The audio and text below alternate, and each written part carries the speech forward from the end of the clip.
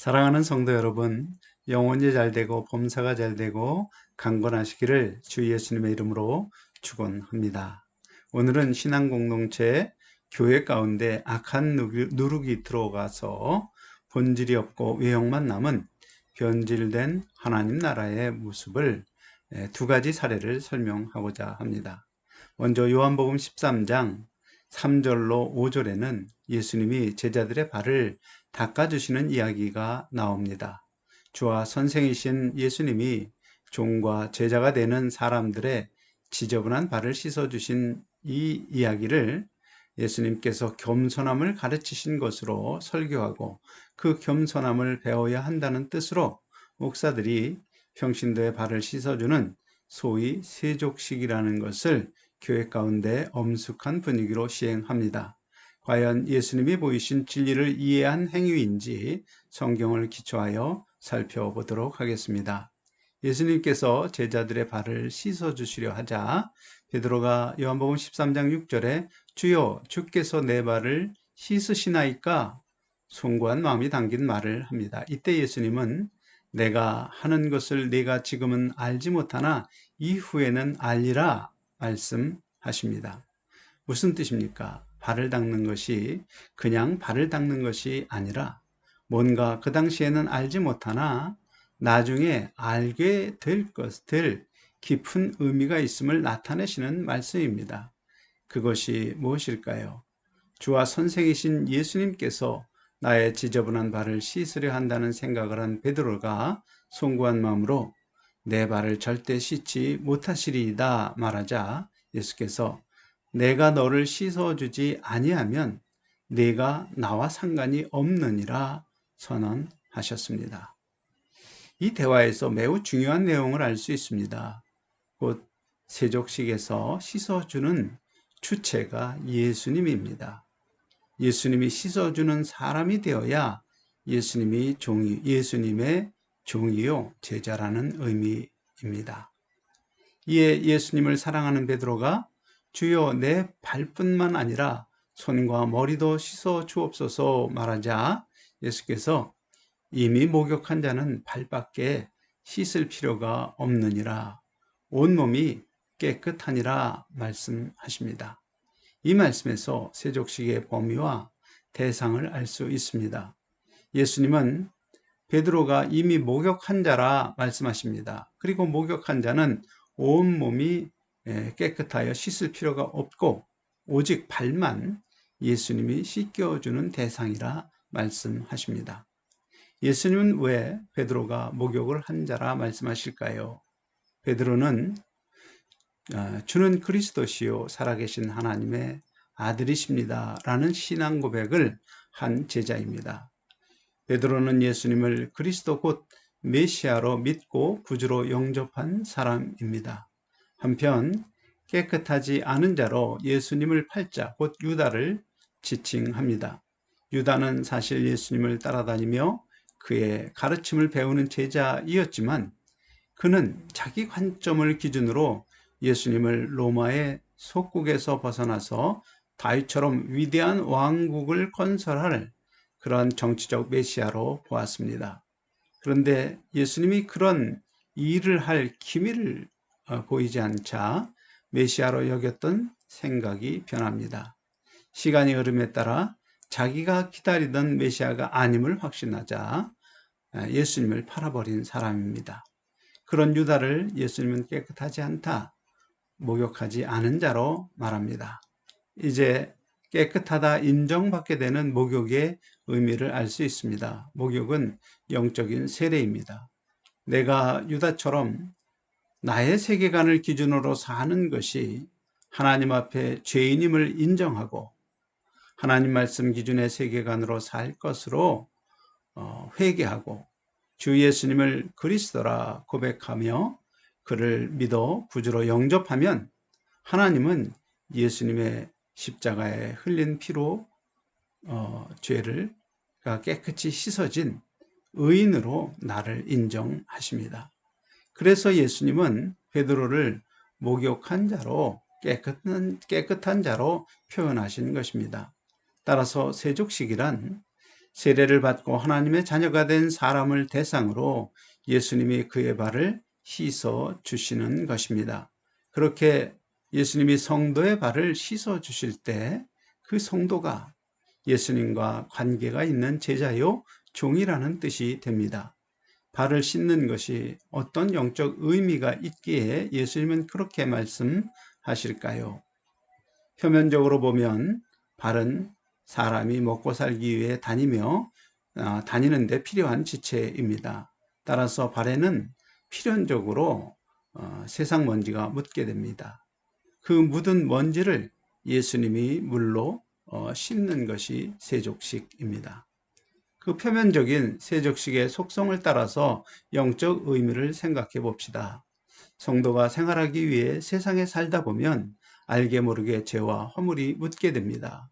그렇게 생활 속에서 지은 죄와 허물을 예수님이 씻어 주심으로 예수님의 종이요 제자의 정체성을 유지할 수 있는 것입니다. 그 죄와 허물을 품었던 그 마음의 동기를 예수님의 보혈로 씻는 회개와 예수님의 가르침을 받아 지켜 행하는 그 언행에서 죄와 허물의 흔적이 씻어지며 하나님의 거룩한 성품이 나타나는 성도가 됩니다. 발을 씻은 후 깨끗한 발처럼 그의 생활에서, 성도의 생활에서 죄와 허물의 흔적이 사라지고 그리스도의 향기가 나타나게 됩니다. 이것이 예수님이 나중에 알게 될 것이라 말씀하신 세족식의 의미입니다. 한편 세상 사람은 일일 삼성이란 말로 반성을 합니다. 곧 자기 가치관을 기준으로 자기의 잘못된 행동을 반성합니다. 그것은 스스로 자기의 발을 씻는 것입니다. 그렇게 하면 자기 자신을 지혜롭고 의롭고 선하게 여기는 교만이 가득하여 강팍한 사람이 되고 맙니다. 세례를 받은 사람이라도 스스로 자기 발을 씻는 사람, 그런 사람은 예수님이 씻어주지 않으므로 예수님과 관련이 없는 사람이 됩니다. 반성은 예수님이 씻어주심을 거부하고 스스로 자신을 의롭게 여기도록 만드는 사탄의 방법입니다. 어떤 사람들은 공자의 가르침으로 씻고 어떤 사람들은 세상 도덕과 철학으로 씻습니다. 하나님의 말씀이 아닌 다른 것을 기준으로 자기 생활을 돌아보는 사람, 그 사람은 예수님의 씻겨주심을 거부하고 자기 스스로 발을 씻는, 그러므로 예수님과 상관이 없는 사람이 되는 것입니다. 한편 예수님이 제시하신 세족식의 방법은 내가 주와 또는 선생이 되어 너희 발을 씻었으니 너희도 서로 발을 씻어주는 것이 옳으니라 입니다.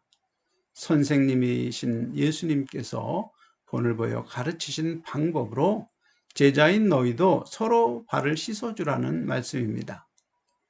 예수님이 죄와 허물을 씻어주신 방법은 대속의 십자가입니다. 정말 중요한 것은 그 대속의 십자가를 지신 예수님의 동기입니다. 곧 하나님 뜻에 순종하심과 동시에 제자인 우리를 사랑하심으로 그 십자가를 지셨고 그 십자가에서 흘린 피로 우리의 죄를 씻으신 것입니다. 그리고 말씀합니다. 내가 너희를 사랑한 것 같이 너희도 서로 사랑하라.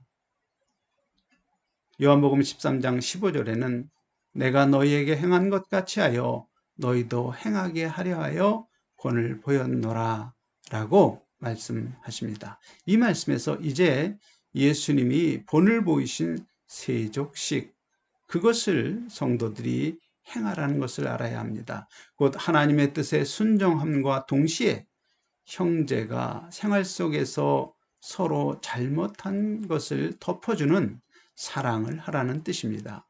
그것이 바로 발을 씻어주는 세족식입니다. 그렇게 행하면 하늘의 상을 쌓는 큰 복인 동시에 이 세상에서도 존귀한 자로 인정받게 되는 큰 복이 됩니다. 그러므로 주 예수님께서 요한복음 13장 17절에 너희가 이것을 알고 행하면 복이 있으리라 말씀하셨던 것입니다. 이제 목사가 평신도의 발을 씻기는 세족식을 생각해 봅시다.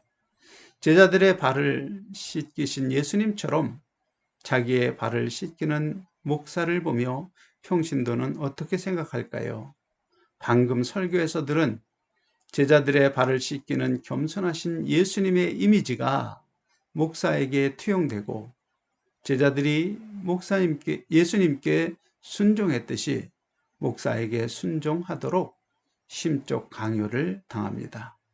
그런 효과는 교회 가운데 목사를 예수님의 자리에 올려놓는 악한 누룩입니다. 이제 본질이 변한 또 다른 예를 보겠습니다. 열왕기상 3장 1절로 16절에는 솔로몬이 1000번제를 드리자 하나님께서 솔로몬의 기도를 들어주신 이야기가 나옵니다. 솔로몬이 기브온 산당에서 1000번제를 드린 후 열왕기상 3장 5절에 기브온에서 밤에 여호와께서 솔로몬의 꿈에 나타나시니라. 하나님이 이르시되 내가 네게 무엇을 줄고 너는 구하라 말씀하십니다. 그러자 솔로몬은 자신이 왕위에 앉은 것은 하나님의 은혜임을 먼저 고백한 후 자신은 아직 어린아이라 왕의 책무를 어떻게 감당할 줄 모르고 재판할 백성은 셀 수 없이 많은데 왕의 직무를 잘 감당할 지혜를 겸손히 구합니다.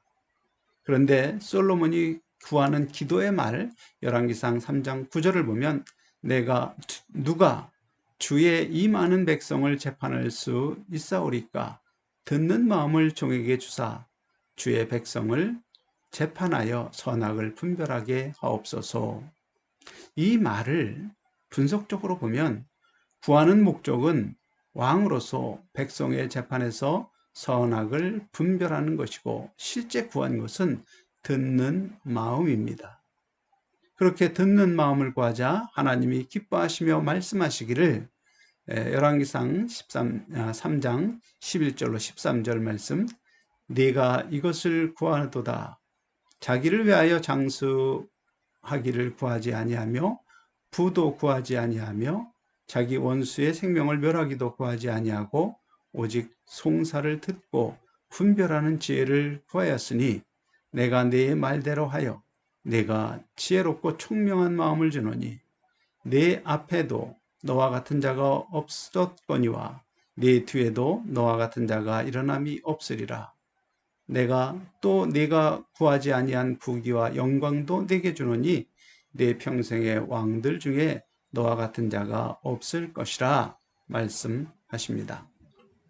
솔로몬의 기도에 응답하신 하나님의 말씀을 보면 솔로몬이 구한 듣는 마음을 지혜로 표현합니다. 또 솔로몬의 기도를 하나님이 이루실 때 내가 내 말대로 하여라 하신 것을 주목해야 합니다. 듣는 마음을 구했으니 듣는 마음을 주시는 것인데 하나님은 그 듣는 마음을 분별하는 지혜롭고 총명한 마음으로 표현합니다. 그러므로 사랑하는 성도 여러분, 듣는 마음이 곧 총명하고 지혜로운 마음인 것을 명심하시기 바랍니다. 한편 하나님은 마음에 합한 솔로몬의 기도를 이루시고 그 기도한 것 위에 더하여서 부귀와 영광도 주셨습니다. 그 영적 원리를 한번 생각해 봅시다. 솔로몬이 구한 듣는 마음이란 누구의 말이든지 경청하는 것을 의미합니다. 경청이란 말하는 사람의 말을 존중할 때 가능합니다. 또한 경청한 후 솔로몬은 사리를 분별하여 왕의 직무에 반영합니다. 생각해 봅시다. 왕이 자기 말을 경청하여 듣고 존중하고 국정에 반영할 때 그의 부하는 물론이고 솔로몬과 관계를 맺는 사람마다 솔로몬을 존중하고 충성하는 것이 당연합니다. 그것이 세상 부귀영화와 같은 세상 복도 함께 가져오는 것임을 하나님께서 보이신 것입니다. 한편 솔로몬이 드린 1000번제와 관련하여 영어 표현을 보면 솔로몬은 왕으로서 기브온의 가장 큰 제단에서 1,000번제를 드립니다. 어떤 목사들이 1,000마리의 짐승을 희생으로 드리는 번제를 1,000번 짐승을 태워드리는 번제로 왜곡하여 가르치는 경우가 있습니다. 그것은 왜곡이며 악한 누룩을 넣는 행위입니다. 잠시 생각해 보면 양 1,000마리를 희생으로 불태워드리는 번제는 사실 왕처럼 권세와 재력이 있는 사람이라면 할 수 있는 것입니다. 그러나 1,000번 드리는 번제는 재력과 권세가 아니라 정성이 있어야 가능합니다. 따라서 1,000번 번제를 드린 솔로몬 꿈에 하나님이 나타나셔서 그의 소원을 묻고 소원을 이루어 주셨다는 설교와 합하게 되면 1,000번 교회당에 나와서 번제로 드릴 짐승값에 해당하는 헌금을 정성으로 드리면 하나님이 소원을 이루어 주신다는 의미의 설교가 됩니다. 그런 설교를 들은 교인들이 하나님 앞에 비둘기값 혹은 양의값 혹은 소의 값에 해당하는 헌금을 하나의 번제로 작성하고 1,000번 정성으로 헌금하면 정성으로 헌금하며 기도하는 소위 1,000번제를 드립니다. 무엇이 문제인가요? 만일 정욕에서 나오는 소원이라도 1,000번제를 드리면 정성에 감복하신 하나님께서 그 소원을 이루어 주실 것이라는 기복신앙으로 변질되는 것입니다. 문제는 목사가 그렇게 성경을 왜곡하여 악한 누룩을 순수한 가루에 넣는 행위를 하면서도 그것이 악하다 생각하지 않습니다. 왜냐하면 성도가 1,000번 교회당을 찾아서 기도하는 그 표면적 행위를 좋은 것으로 생각하기 때문입니다. 그리고 교회는 그 헌금으로 재정적 도움을 받습니다. 한마디로 성도도 좋고 교회도 좋은 곳으로 생각하는 것입니다. 그런 생각이 바로 악한 영이 넣어준 생각입니다. 하나님은 분명히 말씀을 왜곡하지 말라 하십니다. 왜냐하면 성경의 왜곡, 하나님 말씀의 왜곡은 성도를 영적으로 망하는 길로 인도하기 때문입니다. 생각해 봅시다. 1,000번 기도하는 기도의 제목이 무엇이겠습니까? 그 내용이 무엇이겠습니까? 대부분 정욕에서 나오는 세상 복을 기도의 제목으로 하나님을 찾습니다. 마치 새벽마다 장독대에 물을 떠놓고 비나이다 신앙으로 기도가 편질되는 것입니다. 더 큰 문제는 그 소원이 이루어지지 않으면 하나님을 의심하며 실족하는 길로 가게 됩니다. 사랑하는 성도 여러분, 누룩이 가루에 들어가면 부풀어 올라 먹기 좋은 부드러운 빵이 되듯이 악한 누룩이 성경에 들어가면 내 정욕이 원하는 축복의 말로 변하여 듣기 좋은 말이 됩니다. 그런 변질된 말씀은 신앙의 행위 안에 신앙의 본질이 사라지고 외형만 남아서 외식하는 신앙으로 인도합니다. 그러므로 어떤 설교이든지 신앙의 본질, 곧 예수님의 새 언약을 따라 영광스러운 부활을 바라보며 나그네와 같이 이 세상을 살도록 인도하는 설교, 하나님의 거룩하신 성품을 닮아가며 예수 그리스도의 아름다운 덕을 선전하도록 인도하는 설교가 아니라면 조심해야 합니다. 이 세상 환경은 나로 신앙의 본질 안에서 맡은 사명을 충실히 하는 온전한 성도로 성장할 수 있도록 하나님이 허락하신 것입니다.